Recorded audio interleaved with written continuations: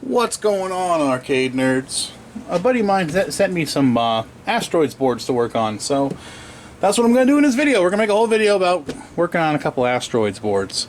In exchange for fixing his things, I get, I could possibly trade for other parts. To be honest, parts often motivates me more than money, You can't always buy parts you want with money. Does that make sense? But, okay, so here's the first board. Also, over there is another board that I'm going to have to get working. But when we get started here, let me just show you my goofy ass test rig. Now, some people might think this is a very minimalist test rig, but the basics like controls and so on, I can just go ahead and sort out on the original machine. So my test rig is going to be nothing but 5 volt, plus and minus 15 volt, and XY out. You know what I mean? I mean, if the controls didn't work or if the sounds didn't work, I can usually pretty easily, especially on this board, just kind of guesstimate which chip is wrong. When it's plugged into the machine. So here's my goofy ass test rig. I don't know if you can see that or not. Move the camera over here. This is nothing but X and Y and 2 capacitors, of course, going across the X and Y to ground to remove any noise, going to a scope, and then 5 volts going to a arcade power supply. So I'm going to go ahead and plug that in. Now, you might wonder, hey, what about the plus and minus 22 volts that Asteroids uses? Well, this is my goofy fix. It's a DC to DC converter. What I'm going to do is, I'm going to get my DC to DC. We're going to tap into ground. We're going to tap into 5 volt. And this is plus and minus 15 volt. So I'm going to go ahead and put my positive over on this capacitor, my negative on this capacitor. And what that'll do is that'll give me the plus and minus 15 volts that I need to supply my DAC with power and to have my op amps have power for the output. Okay, so that's now connected. Now keep in mind, this is a test bench. This is just a rig. This isn't properly going to test this whole unit. For example, if I have a plus or minus 15 volt regulator, it won't know until I have it connected to the original machine. But once I do connect it to an original machine, that's easy enough just to nut out without all this goofy stuff. This is just, often I tear apart my test rigs and destroy them for the next board. I know, I'm kind of unorganized like that. But okay, so anyways, these cables are going to my scope right there. And matter of fact, let me turn the scope on.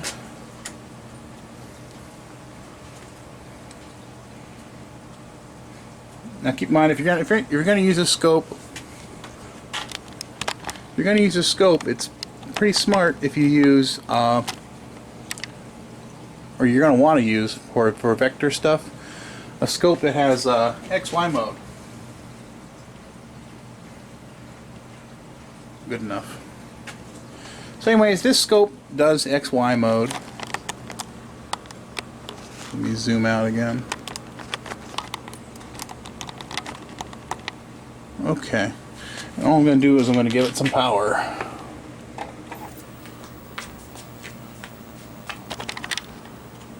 We have nothing. As you can see, the beam moved down and to the right a little bit.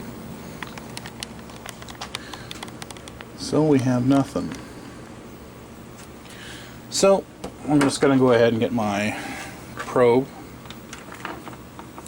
And I'm going to connect my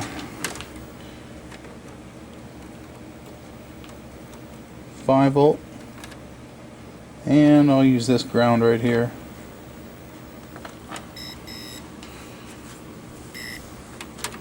Just going to randomly probe around. Stuck.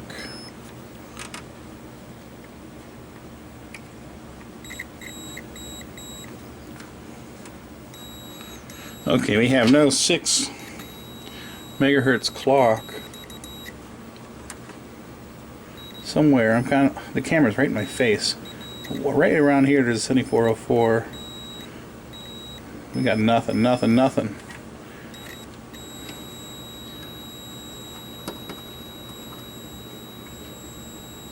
You know, we could have... Sometimes the reset buttons will stick. I don't think it's reset. Could have a bad crystal. You can see it's been bent over at some point in its life. Sometimes these break right off the board.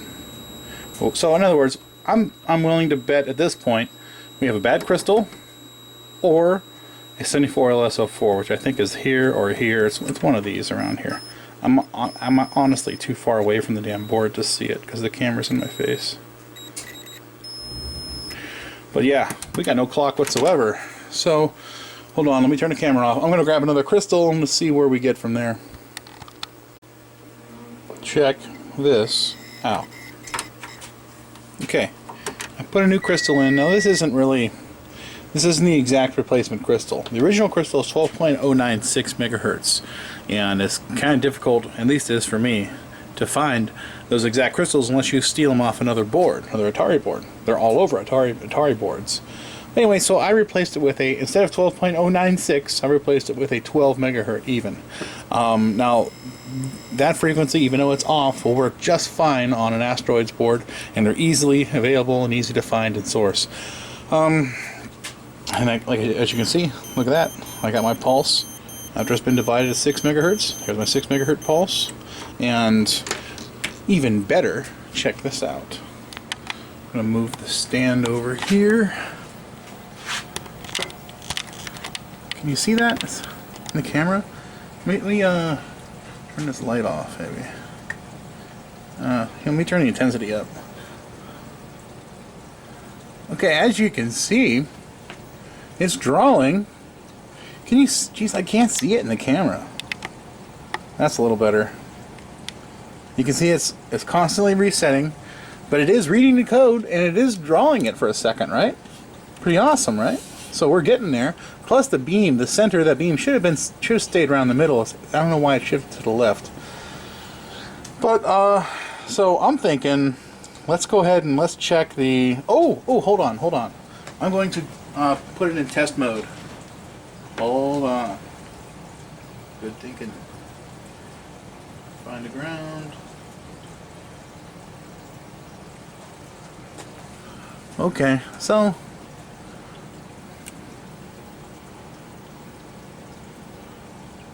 it looks like we have an analog problem and a digital problem. But we're definitely close. Look at that. Anyways, what I'm going to do is I'm going to check the ROMs, and let's see if we have a bad ROM or what. Okay, I just wiggled these ROMs around a little bit, and we have a picture. Well, Jesus, camera, come on. We do have a picture now. It's working. Now keep in mind, some of these vectors aren't drawn perfectly, and that's because I used, see, this scope is not connected using a normal scope probes. And a scope probe has a capacitor built inside it, about 20 picofarad.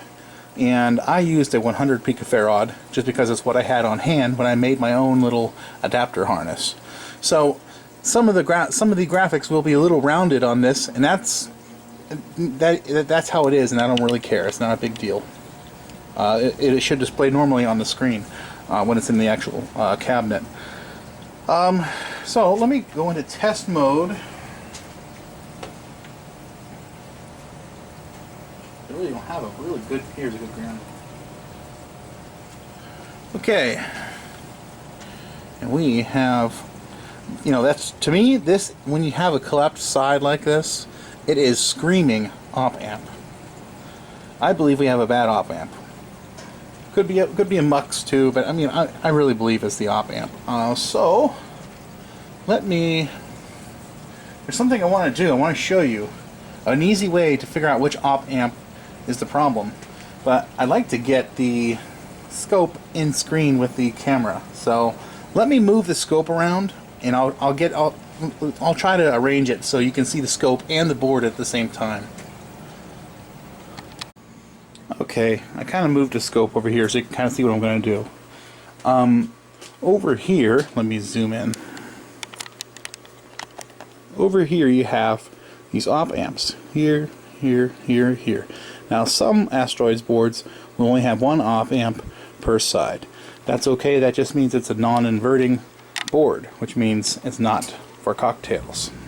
And then some boards like this will work in an upright or a cocktail. Does that make sense? Anyways, if you see missing parts right here, that means you probably have a board that's made for cocktails, not for uprights only. But okay, so what I'm going to do is, as you can see, we have a collapsed picture right here on the side. I'm going to wet my finger a little bit. I'm going to touch the bottom, all 8 pins. Okay, now as you can see, this is going up and down. Okay, so this is not the op amp we want to replace. Okay, so I'm about to sneeze. Anyways, so here's the next op amp. I'm touching that.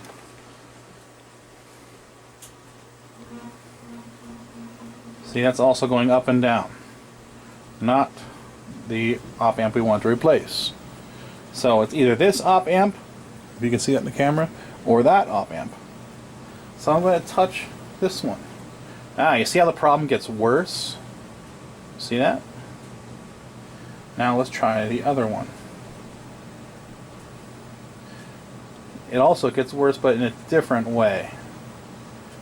Honestly, it could be either op amp.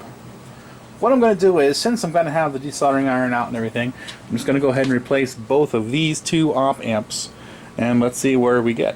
See where we get from there.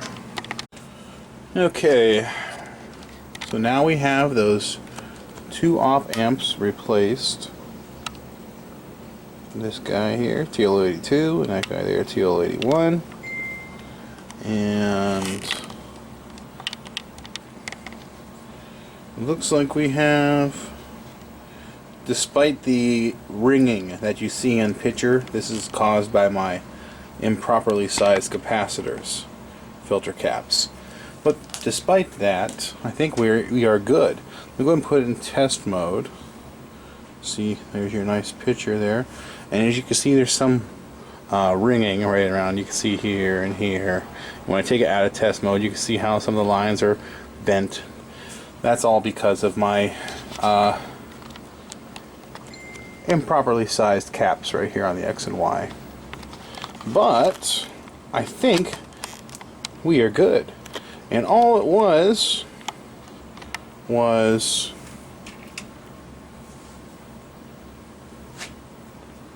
this stuff here. Super easy fix. So let's try the next board and see how that goes. So I'm going to unplug this guy. Take this board out. Now I'm going to properly test this on the arcade machine on a legit asteroids later, just to make sure we have all the sounds, make sure the picture is indeed proper, and so on. But so here's this other board. Move my camera down so you can kind of see what I'm doing again. Anyways, that's one board. We will test it properly, but I have a feeling it's good. So that's hooked up. I'm going to connect my +5. Connect my ground. I'm going to connect my +15. I'm going to connect my -15. Let that sit aside. And let's see what this guy's doing.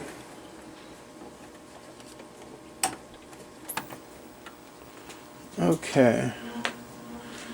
This is what we have. Almost looks like a whole other game, don't it? Sure don't look right, that's for sure.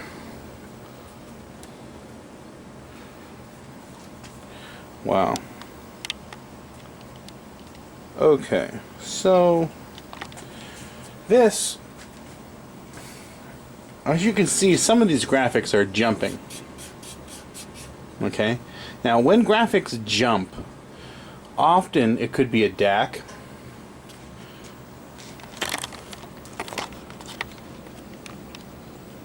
Often it could be one of these DAC chips, or it could be the buffers feeding the information to the DACs, or it could be something in this hole. Zoom out. It could be something in this whole row of chips.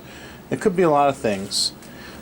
I doubt that this is a DAC issue, but I'm going to pull them and replace them or swap them just because, just so we know. We know if I swap these out that it's not a DAC, but it sure doesn't look like a DAC problem. Could also be the muxes, but I'm thinking it's something wrong here. We'll see in a minute. You know what? Let me get my probe out.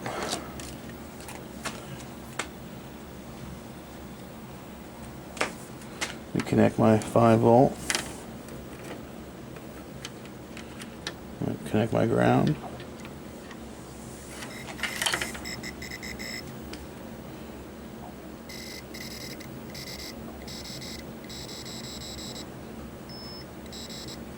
That's supposed to be there, and that's supposed to be held low, or -5.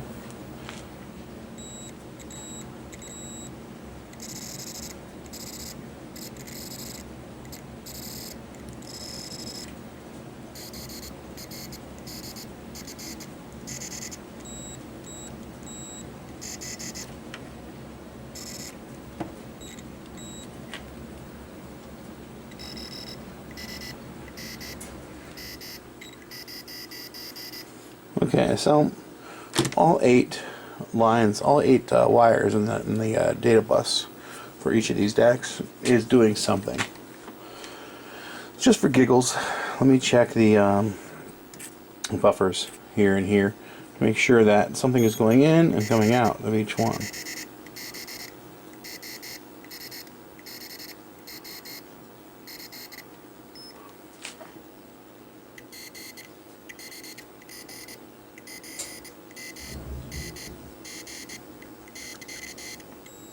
See this right here? This is supposed to be stuck low. That's normal.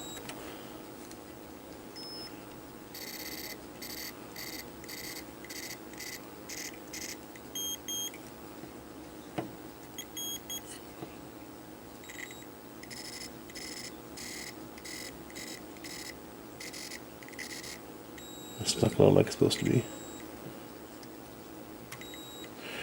Okay, so probably not these chips, but like I said before, I'm just going to go ahead and pull these and swap them and see if anything changes, although I really doubt that these are even the issue. But I just kind of want to get it out of my mind that it could be a possible issue. Does that make sense? So let me pull these out. Okay, let me tell you where we're at now. I went ahead and I socketed these 2 DACs, and I socketed these 2 muxes. And I swapped those chips with known working chips from this Asteroids bootleg. And as I kind of suspected, nothing changed. I just wanted to verify that. I wanted to get this out of my mind, just in case. It just did. From the picture I've seen, it really didn't feel like this, but I just wanted it out of my mind.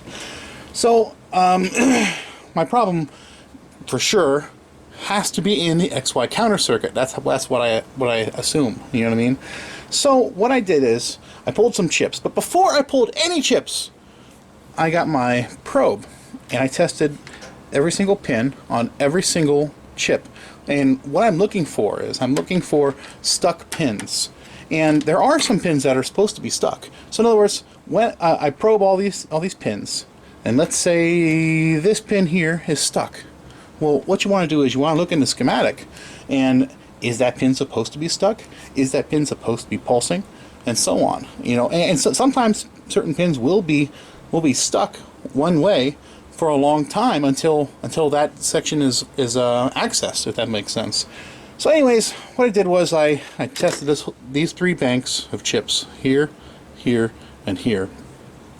And I didn't find anything wrong, which, you know, kind of sucks. So anything wrong doesn't, when something's wrong, it doesn't necessarily mean it's a stuck pin. What it could mean is it could be pulsing at a certain time when it's not supposed to be pulsing. So nothing was actually stuck. But so what I did is I tested some of these out of circuit. There's some 157s here, here, here, here, here, and here. I pulled those, I tested them out of circuit, and they were all good. And so I tested a 191 counter right here, and that was good. And so then I pulled this 191 counter, and check this out.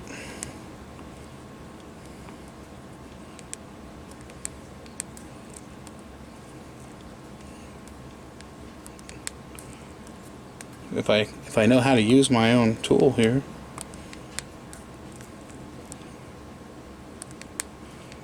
LS, there we go. 1, 9, 1. We have a fault. So hopefully that's the only fault, but the picture was pretty screwed up. We'll see. We'll see. So what I'm going to do is I have two options at this point. I could solder the original chips right back in their spots, but I don't like doing that because it's a 30-some-year-old chip. I just heated it up. And it's kind of nice to have it removable, especially since you heated up that 30-year-old, 40-year-old chip. So what I may do one of two things. I may just put brand new 57s here and brand new 191s and just solder them directly to the board, or I'll put sockets down and replace the original chips right back in the same spots with a socket, so it can be easily pulled in the future if need be. So I don't know. It depends how lazy I am. I might put sockets. Well, it's not laziness, I guess. It's, you know, because you're still going to solder these anyways. I don't know. Yeah, you know what? I'm going to put sockets down. What the hell? I'll put sockets down and we'll do that. You know, there's just something else you could...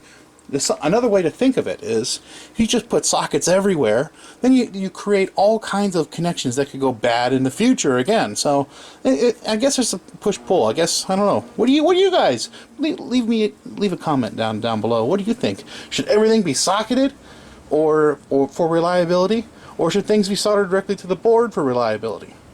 Anyways, so I'm going to go ahead and repopulate this with the one chip I found bad, and either replace the other chips. So, alright, that's where I'm going to go from here. Okay, I just put brand new chips in. Now check this out.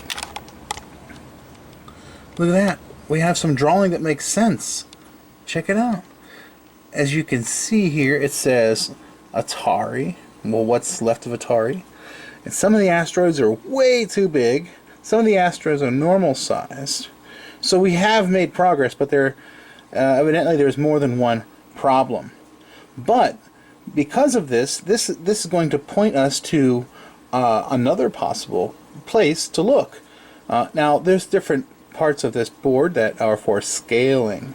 So I'm going to check those circuits on the schematics, and we can look up scaling issues and see where the scaling is done, and you know, start replacing those chips, or look at them, or whatever. So hey man, that's some cool progress. So let me get, you know, my stupid, here, let me show you my stupid computer that I use schematics on broke. And this is an old computer, but it's really helpful because it has an LPT port in the back, which lets me use my EEPROM programmer and so on. But so now I can't look at schematics, so I'm gonna have to, I guess, get my laptop from upstairs and just look at schematics. But alright, hey, isn't it beautiful? We're getting closer. Alright. Well, it's finally working. Let me show you.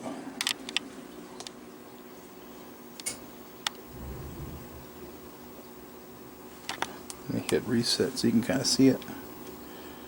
There it is. Beautiful. And let me ground out the test switch so you can see it displays a test screen just like it did. Now, I don't know if I showed it before or not, but Jesus, camera, stay still. But before, the test screen was like a line going down the screen, like a jagged line. It didn't actually show the full grid like that.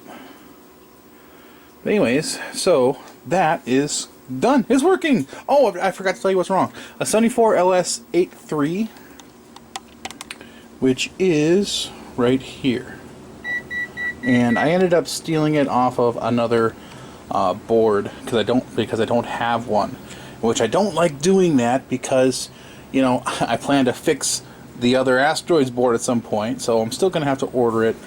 But I just hate stealing chips off boards because it just makes it more of a pain in the ass to reassemble, to test, to then diagnose, and so on. Anyways, it's working, thank God. What else is this? You know what? There's a few things I didn't really show you on camera that are there's, you know, they're easy fixes that I'm going to go ahead and fix. For example, this capacitor right here. That's going to have to be replaced because it's broken. That will be some of the sounds. And somebody's goofy bodged job. Look at this. They soldered a socket on top of the board. They didn't even put it through the holes of the board. They just like SMD'd it. You know. So I'm probably going to go ahead and replace that socket and put it in properly. And I'll go ahead and fix that cap. This cap is for one of the sounds, I'm sure, and we're gonna call it. You know what? I'm not gonna end the video here. I gotta at least show you it working on the original machine. So I'm gonna hurry up and show you on the original machine that they work. I hope, because it's hard to read the oscilloscope here because I have no Z intensity on the oscilloscope. So yeah, let's test this on the original, on a regular asteroids machine, and let's see if we're good, and if we're good, we're good. Okay, moment of truth time. I have my cell phone sitting right there with the flashlight on. Oh! And here is my board. Now I'm going to have to try to do this with one arm.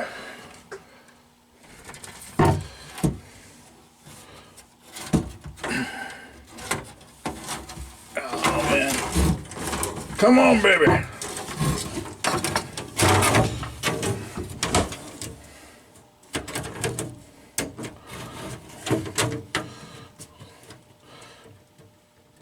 Get in there. Okay.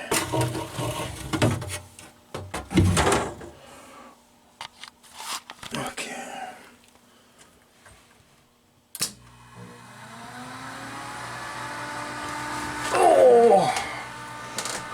Man, my back is hurting me now.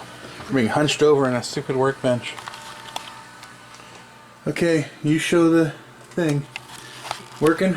Looks like it. I figure. Start. Bump, fire, explosion.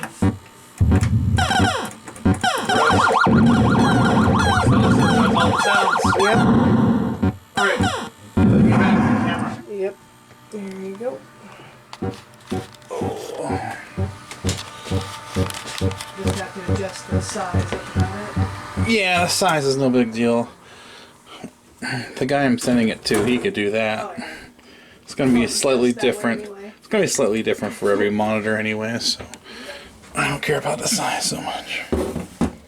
This is that bastard that's giving me all that. Giving me such a hard time right here.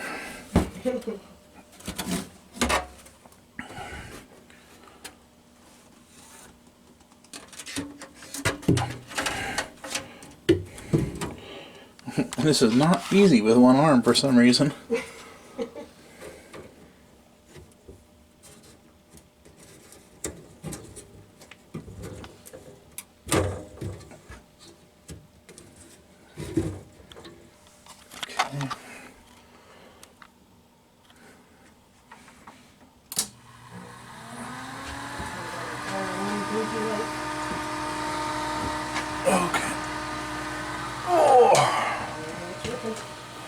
Okay. Camera says we got 4 minutes left of record Oh time. dear. Check for all the sounds. Yep. Good picture. Yep, looks good. Thrust is there, fire, explosion. Just wait for the... There's the saucer. Alright, that's everything. Sweetness. Alright.